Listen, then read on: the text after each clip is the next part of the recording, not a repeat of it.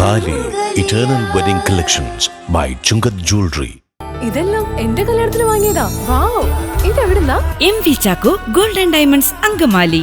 കാലടി സംസ്കൃത സർവകലാശാല ലോക സാമൂഹ്യ പ്രവർത്തക ദിനം ആചരിച്ചു.